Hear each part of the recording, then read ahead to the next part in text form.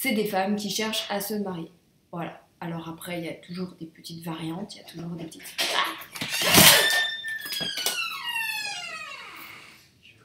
Mais t'as failli faire des grosses conneries. Oui, t'es trop nulle. Bah, j'étais en train d'essayer de tourner et Maë, du coup, elle t'a entendu, elle a sauté et elle a failli tout arracher et tout faire tomber. Bonjour à toutes et à tous. On se retrouve aujourd'hui pour une nouvelle vidéo. Aujourd'hui, on va parler des 3 ingrédients pour écrire un roman.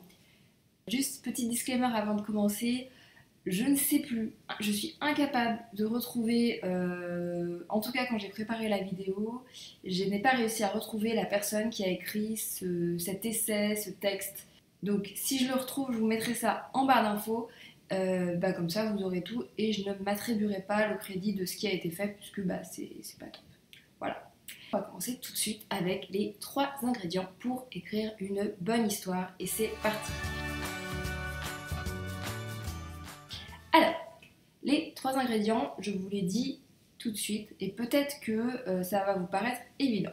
On a une bonne intrigue, des bons personnages et un bon style littéraire. Oui, je fais 3 comme ça, moi, c'est mon côté japonais. Avant de venir un petit peu vous expliquer plus en avant comment ces 3 ingrédients-là vont se mélanger pour faire des bonnes histoires, je vais reprendre avec vous chacun de ces ingrédients et vous dire en quoi finalement on a un bon personnage, on a une bonne intrigue et tout ça. Donc, qu'est-ce qui fait une bonne intrigue? Une bonne intrigue, c'est une intrigue où il n'y a pas de trou, où il y a un début, une fin, un milieu. C'est une intrigue qui n'a pas d'incohérence. C'est une intrigue où il n'y a pas de ta gueule c'est magique. C'est une intrigue où voilà, tout va paraître logique. Et enfin, c'est une intrigue qui nous paraît entraînante. Puisque le but finalement d'un roman, c'est de ne pas s'ennuyer et c'est de lire les pages avec envie. Après, on peut aussi ajouter l'aspect originalité qui moi me plaît aussi, c'est-à-dire que voilà, vous allez avoir des intrigues genre les romances où vous allez quand même avoir des choses que vous allez pouvoir un petit peu prévoir. Vous allez vous dire, vous allez voir 2 personnages au début de l'histoire, vous allez dire ok, eux, ceux-là, à la fin de l'histoire, ils sont ensemble, à tous les coups c'est comme ça, il va y avoir des trucs, mais au final ils vont être ensemble. Ça, je suis pas sûre qu'on puisse qualifier ça d'une bonne intrigue, donc c'est vrai que l'aspect originalité, l'aspect non prévisible peut aussi rentrer dans une bonne intrigue. Voilà. Deuxième aspect, du coup, deuxième ingrédient, les personnages. Qu'est-ce qui fait un bon personnage? Pour moi, un bon personnage, ça va être un personnage qui est pas cliché, qui a à la fois des qualités et des défauts, qui a un caractère, alors qu'il soit très fort, qu'il soit pas fort, qu'il soit tout ce que vous voulez, mais qui a un caractère qui soit reconnaissable, qui soit pas forcément déjà vu. Moi j'aime bien aussi là encore les personnages originaux, mais pas originaux pour être originaux, c'est-à-dire que oui, on va aussi avoir des personnages complètement dézingués, comme ça, c'est pas le but non plus, pour moi c'est pas forcément ça un bon personnage. Il peut y avoir des bons personnages qui sont normaux, qu'on va croiser, mais c'est ça en fait, c'est des personnages qui sont vivants, qui sont réalistes, c'est ça pour moi un bon personnage. Là encore, je vous invite à me dire en commentaire ce que vous trouvez bon personnage. Mais voilà, moi ce que j'aime éviter un maximum, c'est ce qu'on appelle les marissous. C'est ces personnages complètement parfaits qui sont juste des versions un petit peu améliorées de l'auteur et qui sont juste des versions sans défaut, sans relief. Puis finalement, on va pas forcément être amené à les rencontrer dans la vraie vie puisque c'est des gens parfaits en fait, tout bêtement. Et ça, c'est pas forcément mes personnages préférés. Et je trouve que ça fait pas forcément des très bons personnages. Des bons personnages, c'est aussi des personnages qui ont des faiblesses et qui potentiellement travaillent à s'améliorer, ou pas du tout d'ailleurs. Mais voilà, pour moi, c'est ça mes petits personnages, mes personnages préférés. Et enfin, on a le style littéraire. Qu'est-ce qu'un bon style littéraire? Et là, c'est là où il y a pas mal de questions à se poser. Donc déjà, le style littéraire, qu'est-ce que c'est? Alors, j'ai écrit un article dessus, pas plus tard que ce vendredi. Donc, je vous mets ça en barre d'infos et je n'avais déjà écrit un il n'y a pas très très longtemps. Donc voilà, déjà, je vous invite à aller regarder un petit peu ça pour vous donner un peu plus d'idées sur cette thématique-là. Mais le style littéraire, pour moi, déjà, c'est d'abord forcément l'aspect vraiment style dans le sens grammatical, dans le sens vocabulaire. C'est la façon dont l'histoire est racontée, dans la forme des phrases, dans le vocabulaire que l'auteur va utiliser, dans la façon dont il va effectivement tourner ses images, tourner ses descriptions. Tout ça, ça va faire déjà le style littéraire d'un auteur. Mais plus encore, je trouve que le style littéraire d'un auteur, c'est aussi tout ce qui va être, par exemple, l'ambiance qu'il va mettre dans ses romans, les époques qu'il va aimer traiter. C'est un peu tout ce qui crée son univers, en fait. Au-delà même du style, dans le sens grammatical du terme, je trouve que voilà, le style littéraire d'un auteur, c'est aussi l'univers dans lequel il sait nous plonger et dans lequel il va souvent nous plonger. C'est-à-dire qu'il y a des auteurs qui vont toujours nous mettre un petit peu dans les mêmes ambiances, dans les mêmes lieux, dans les mêmes époques. Et ça, pour moi, c'est aussi constitutif du style d'un auteur. Et qu'est-ce qui fait qu'un style littéraire est bon ou pas bon? Là encore, la question, elle est assez compliquée, parce que votre prof de français, il va peut-être vous dire que par exemple, un Maupassant a un très bon style littéraire, alors que vous allez peut-être jamais avoir réussi à lire un de ses romans. Pour moi, un bon style littéraire, je dirais, mais là encore, c'est ouvert à débat, et je vous invite à me dire en commentaire ce que vous en pensez.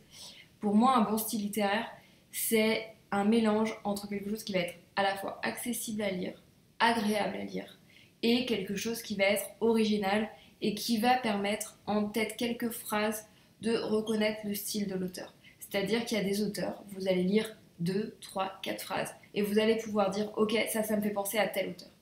Et ça, pour moi, c'est un bon style littéraire. Ça veut dire que l'auteur, il a su se démarquer. L'une de mes autrices préférées, c'est Jane Austen, j'en ai déjà parlé. Mais clairement, quand on lit ses histoires, on sait direct que c'est elle. C'est-à-dire qu'il va y avoir à la fois l'ambiance victorienne, à la fois les thématiques qui sont proches, et effectivement le ton un petit peu acerbe qu'elle va mettre dans ses textes. On sait que c'est elle. Et pour moi, ça, c'est un bon style littéraire. Si on prend du plaisir à lire ce que vous écrivez et qu'on reconnaît ce que vous écrivez, c'est que vous avez un style marqué et c'est que vous avez un bon style ou un style correct, assez marqué finalement pour qu'on sache que c'est vous. Donc voilà, pour moi ça c'est vraiment les 3 ingrédients principaux qui vont faire d'une histoire une bonne histoire. L'idée c'est que ces 3 ingrédients-là ensemble, quand ils sont parfaits, ça donne le roman parfait. Mais c'est pas nécessaire d'avoir ces 3 ingrédients au maximum pour avoir un bon roman. L'idée c'est que si vous avez 2 de ces ingrédients qui sont très bien, normalement votre roman sera capable d'être publié. C'est l'exemple le plus classique, mais si vous avez une bonne intrigue et des bons personnages, normalement ça peut passer, ça peut faire un bon roman. Par exemple Twilight, j'ai plus son autrice en tête là, mais je vous mettrai ça là. C'est pas reconnu pour être bien écrit. Et pour autant, ça a été publié et ça a connu un succès littéraire. Pourquoi? Parce qu'elle a des personnages qui sont attachants, elle a des relations entre les personnages qui sont attachantes et elle a effectivement une intrigue qui est entraînante. Et ça suffit à porter le roman. Dans la même idée, même si pour le coup, alors Twilight je ne l'ai pas lu, j'en ai lu quelques pages et en fait ça suffit à ne pas du tout me plaire pour le coup, parce qu'après on a aussi tous des sensibilités différentes, mais dans la même idée et dans une différente mesure, puisque pour le coup c'est un roman que j'adore, je pense à Harry Potter. Harry Potter, on va avoir des personnages hyper bien faits. Je pense que là, tout le monde connaît Harry Potter, tout le monde connaît Ron, tout le monde connaît Dumbledore, tout le monde connaît Voldemort, bien entendu, tout le monde connaît Hermione. Donc voilà, ça, c'est des personnages qui sont forts de cette septologie. Septologie?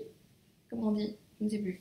Sextalogie? C'est que je ne sais point. Mais bref, de ces 7 livres, c'est vraiment effectivement des personnages qui sont forts et c'est une intrigue et un univers qui sont démentiels. Je dirais que son style est assez neutre. Enfin, il est bon, mais il n'est pas hyper différent de ce qu'on va pouvoir lire et du coup, c'est pas grave dans le sens où les 2 autres éléments sont tellement forts que finalement, ils nous embarquent en tant que lecteurs. Pareil, dans la même veine, Gérard Martin. Moi, personnellement, quand je lis donc Game of Thrones, Bah, en gros, ce qui m'attire, c'est l'intrigue, ce qui m'attire, c'est les personnages, l'univers, là encore. L'écriture en soi de Game of Thrones, je la trouve bien. Le style est bien pour l'histoire que c'est. Et il porte bien l'histoire, et la preuve, puisque bon, j'aime bien ça et je suis pas la seule à adorer ça. Mais du coup, c'est pour dire qu'en fait, dans un roman, on a besoin d'avoir potentiellement que deux de ces éléments-là, et notamment donc l'intrigue et les personnages, ça fonctionne bien. Pour des romans, par exemple, portés par l'intrigue et le style. Moi, je vais vous en donner un, vous me direz ce que vous en pensez. Là encore, hein, ça reste toujours un petit peu aussi la discussion. Vous avez, par exemple, Le Seigneur des Anneaux. Le Seigneur des Anneaux, moi je trouve que vous avez un monde et une intrigue qui sont très fortes, et à côté de ça, vous avez effectivement des personnages qui, moi je trouve, sont assez voilà, j'ai toujours eu l'impression que moi ça aurait pu être d'autres personnages, ça aurait rien changé. Les personnages ont l'air aussi un petit peu plats parce que finalement on y va parce qu'on doit y aller, et les motivations des personnages, les objectifs des personnages m'ont jamais paru complètement évidents. Que les personnages dans Le Seigneur des Anneaux sont un petit peu plus en dedans par rapport aux deux aspects de l'histoire. Regarde les gars, attends. Viens là, je t'ai dit viens sur le genou. Voilà, ça fait bien. Voilà.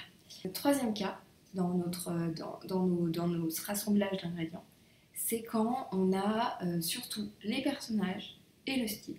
Pour ça, j'ai un exemple qui va être Jane Austen.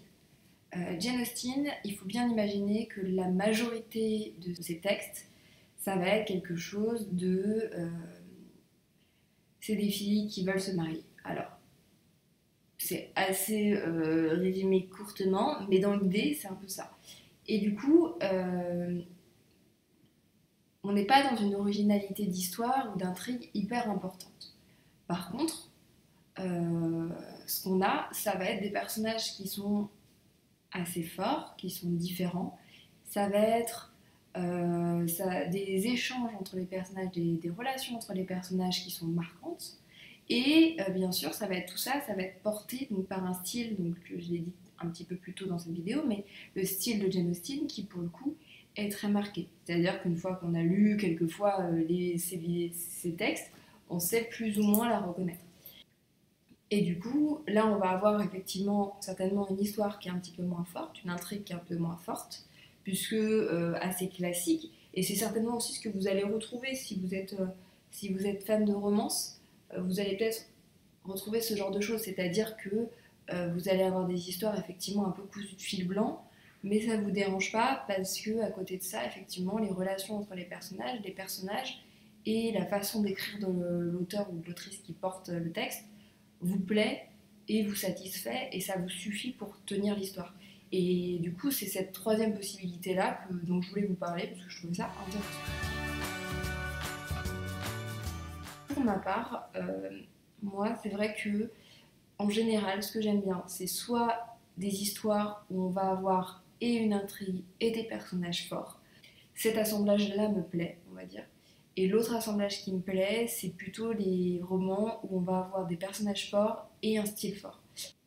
Et moi, je vais avoir beaucoup plus de mal dans les romans où finalement on n'arrive pas à s'identifier aux personnages, où on n'arrive pas à apprécier les personnages. Et ça va me bloquer assez majoritairement. Je vous citais par exemple Tolkien, mais c'est vrai que c'est quand j'ai cette impression-là de ne pas comprendre le personnage, pas de savoir pourquoi il agit et de ne pas réussir à mettre un peu à sa place, j'ai vraiment du mal à rentrer dans l'histoire. Et ça, c'est vraiment ce qui me concerne moi. Du coup, voilà, c'est aussi pour ça que j'ai fait cette vidéo, c'était pour vous permettre de voir un petit peu les ingrédients qui étaient importants dans un texte quand on écrit. Voilà. Qu'est-ce que je peux vous dire d'autre? Je pense pas grand-chose. Du coup, je vous propose de conclure cette vidéo. Je vous remercie de l'avoir regardé. Si vous l'avez apprécié, n'hésitez pas à mettre un petit pouce bleu là juste en dessous. C'est toujours bien pour le référencement et pour la rendre visible. N'hésitez pas aussi à vous abonner à la chaîne si ce n'est pas encore fait. Et je vous retrouve dès la semaine prochaine pour une prochaine vidéo. Bye!